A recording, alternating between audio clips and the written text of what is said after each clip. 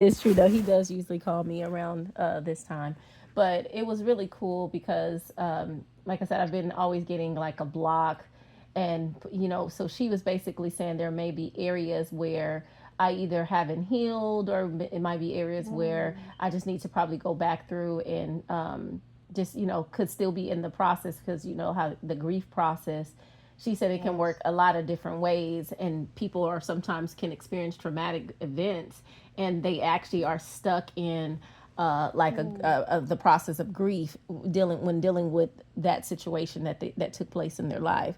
So some people could be still mm-hmm, stuck in anger, some people could still be stuck in denial, some people mm, could still be stuck in these time periods. And so I just went through the yeah. whole thing with her. Basically, she told me just whatever I felt like I wanted to tell her, and so I kind of just started off with the testimony that I share often, and I just talked to her about Yes. all that. I did talk to her about my stepmom and just a lot of little different other details and stuff, my stepsisters and stuff. Mm, And what ended up happening was, what we actually spent more time on was with Jasmine, which I thought we would, but I didn't know it to that extent, because with Jasmine, because I lost both of my children, and Jasmine, she died of SIDS in my house. And mm, so we had to talk about that, because she was saying that, I was basically talking through, it's kind of like both of us talking, but basically, I wanted to make sure that she wanted to make sure that I understood that it wasn't my fault, because she said yes. that even if you say, oh, okay, because I told her, I said a long time ago I did used to think that it was my fault.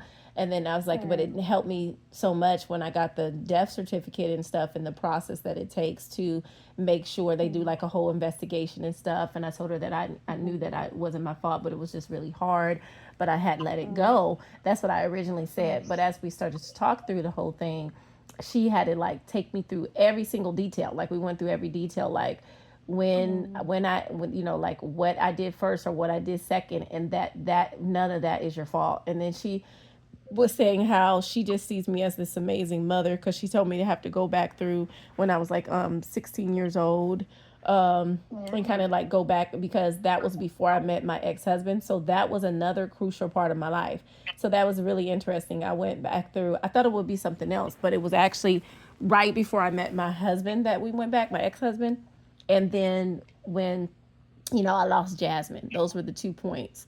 And before I met my ex-husband, I believe it was because my life was so different then. I hadn't experienced Mm, anything. I was just chilling and, having a good little life, little young self, And yeah. then after I met him, I grew up pretty quickly. And she was saying that, he was still a grown person, Mm, that was basically taking advantage of me, yes. and who I was and stuff at that young age. And she was saying that, so I know I'm jumping around from those two things, but it was really No. sweet, because she was saying that, when you're that old, when you're that young, you really don't understand, like there's like a something that doesn't develop all the way, like that has to do with judgment. And Mm-hmm. and so she was saying that, you can't, kind of like basically give myself some grace, and kind of like forgive That's myself, right. almost in a sense, like, give yourself some grace Mm-hmm. that you didn't, you made those choices, or you made those decisions, Mm-hmm. and be able to let that go. And then with Jasmine, she was just saying that, she sees me as a very loving mom that would have done anything, which I know, but it was still good to hear it. I knew all those Yes. things, but it was good to hear it. And she Mm, was saying that, now we can go to the point to really just celebrate Jasmine, because I have done things where I celebrated her in the past, her and Jordan. But I still, she was saying that it's just really good to just go ahead and do it, again, and just celebrate them and let their legacy go on, which I do when I share my testimony. But she was saying you can also even just celebrate them day to day. And I hadn't been able to picture her face in so long, and it was so weird. Like, mm, I stopped being able to picture her face. I only remembered me having the thing when I was trying to basically bring her back to life. I could only remember all of that, me breathing in her and doing different things, and that's all I could remember when I try to picture my daughter's face. And I can vaguely work out other pictures of her in my image. And so after we talked about that, I saw me looking down at her. I saw her looking up at me, and me in her arm, with her in my arms, and I was smiling, and Oh, she was looking yeah. at me, and so I was like, wow, I was like, that I haven't been able to see her face in so long. And so it was really a breakthrough moment for me that I was able to truly let those things go and be able to just Mm, celebrate, my baby for who she was and stuff. yeah. And so I Mm, think that definitely was a significant moment for me to be able to go ahead and be able to sit down and write about it, because I know that I have this procrastination thing. I know that, sometimes it's easier for me to talk about it than to write it, but there also was some stumbling blocks there that, I got a little angry or sad or frustrated or whatever was yeah. going on, Yeah. because she was saying that, I know I've been through a lot of things, after I met my ex-husband, but she was saying that you've been through a lot of traumatic events, and you have to be able to say Yes. that was traumatic, and I do know that it's traumatic, but she's like, it's good to be able to say that was traumatic for me, and then Yes. move forward, from that, and don't have to feel like, oh, these are the cards that I was dealt with, and this is just what I got to deal with, type of thing. You could still be in a place of contentment, of course, although these things has taken place. So that helped me Mm-hmm. out so very much. I was very thankful for that time period. And so that's why I believe that my book will have a couple of focuses on those things as well, just about how to really be able to get past, moments of trauma, because it definitely is very difficult, and everybody has experienced something, every Yeah. person you can, if everybody just sat down and talked about their trauma for a moment, we all be like, oh my gosh, you probably divide us up in different groups Mm-hmm. of people that have been through, similar things. So Mm-hmm. I just wanted to be able to, you know, focus on God in those moments, and to really understand that it's okay. But that forgiving myself piece was really big, and not even really just about, oh, I forgive Mm-hmm. my younger self, but really just more so about giving myself grace. Because, of course, right now I'm not going to make the same decisions I would make when I'm 19 or 18, Oh, yeah. So it's just like giving yourself that grace when you go backwards, Mm-hmm. to say, okay, Mm-hmm. Lord, these are the decisions I made, and I can let those go, and I can, forgive myself and move forward, and not have to carry on that grief or whatever it is for me not choosing to do something that might have been a lot, better Mm-hmm. in that situation. And then just Yeah. forgiving him completely, my ex-husband, just forgiving him, Mm. because, I Mm. think she said that not everybody gets a I'm sorry. And my ex-husband, he had contacted his baby's mom, who I'm still in contact with, because I love his son to this day. I still talk to him every once in a while, because I was very active in his life, and Mm-hmm. so I still talk to her sometimes. So when I was talking to her, she was telling me to, maybe you need to contact him. And, he had got out of jail. And I was like, I'm just not feeling this. But I was talking to Mm-hmm. Robert about it, and I was getting a little upset. And he was like, well, if you get upset like that, maybe you need to, you definitely need to try to get past this and let it go, or whatever. And I was like, you're right, and then so I called him with my sister on the phone, and he ended up saying, but he ended up acting really weird on the call, just saying some stupid stuff. And so I was like, I don't have time for this, bye. And I hung up, because I had called him on an unknown number, and then he had call blocking, so he was able to call my mom's house back. I called him on my mom's phone, uh, and so he called my mom's house back, and that's when I got angry. I was like, "Why are you calling back?" Da, da, da. And I got upset, and I was like, "Oh my gosh!" I'm like, "Where'd that come from?" That I got so upset, because, Mm-hmm. obviously I was still carrying something, because I got upset when Yeah. he called back. So I was like, "What in the world?" And so, and then he ended up just saying, I'm sorry for everything. And I was just didn't really, I just like, okay, thanks, thanks for letting me know. And it was kind of like, whatever, Yeah. bye at the time. But I think it did mean something to me after a while, because I think he said everything that I know it must have been the Lord, because he said everything that I really believe that I may have struggled with at one time, that I no longer struggled with after we had that conversation.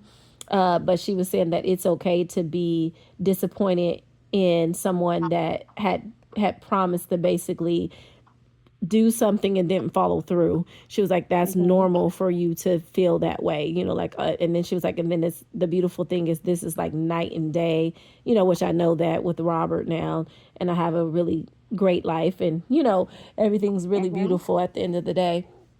And Yeah. so just thanking God that he's moved me out of that position. And she was, of course, saying that she wasn't a Christian counselor, but she was saying that, God does allow, we know as Yeah. Christians that God allows things to take place, and that he's always involved involved in the situations, and that, basically why he had to take Jasmine and stuff. And so it was really beautiful. It just was really fulfilling. And I know that I needed that time to process some things and to heal and to just be able to gather my thoughts, because when I wanted to write the book, it always ended up being like me looking like at this mountain of stuff, and not necessarily like, oh, I'm just discouraged because this mountain of stuff.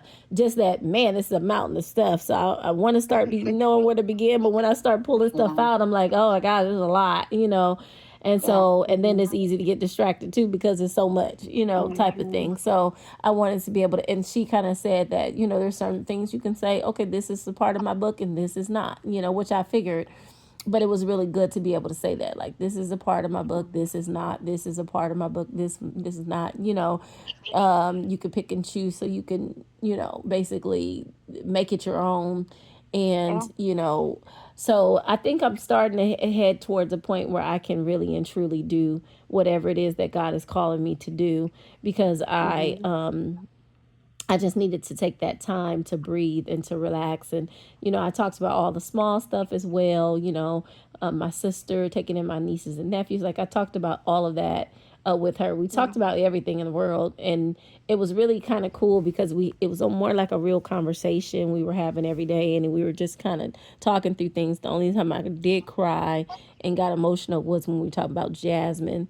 But other than that, I was just kind of just chilling and just, talking about different things and getting it out of off my chest, type of thing. And so it was really good. I appreciate it, and I'm happy, and it makes me excited about, the possibility of helping someone else that could be in a similar situation, or a different type of situation, and they're just struggling and they can't see the light at the end of the tunnel at the moment. So I can come in, and God allow me to shine a light, in that time period, and let them know, like, oh no, there's hope here.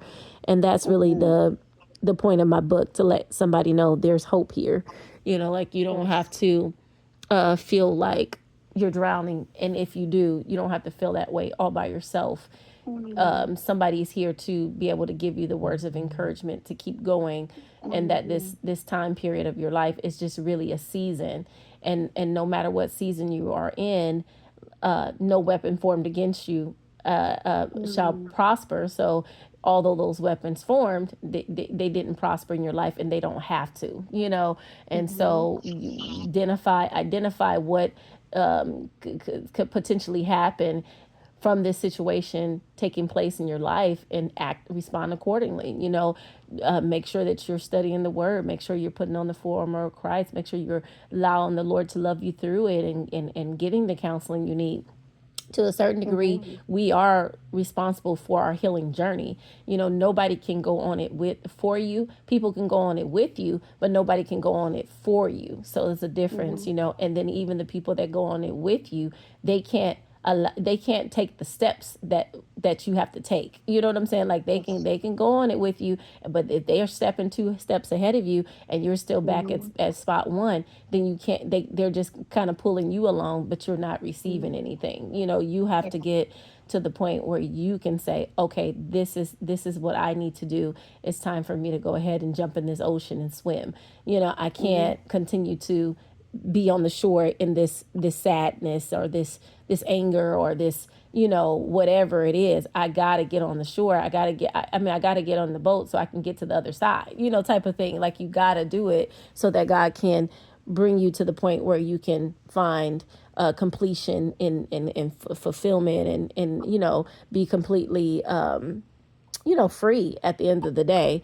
So that's really kind of what I want to do. Just kind of give a hand to a person that may be in a situation, or have come out of a situation, or even have a loved one in a situation, just to let them know, hey, God is good and he's consistent and he's with you, and it's going to be okay. So just take a breath. It's going to be okay. No, as long as you need to, we can sit here together, but just know that everything's going to be okay. You know what I mean? Like, you could go ahead and step out of this hole you dug yourself in.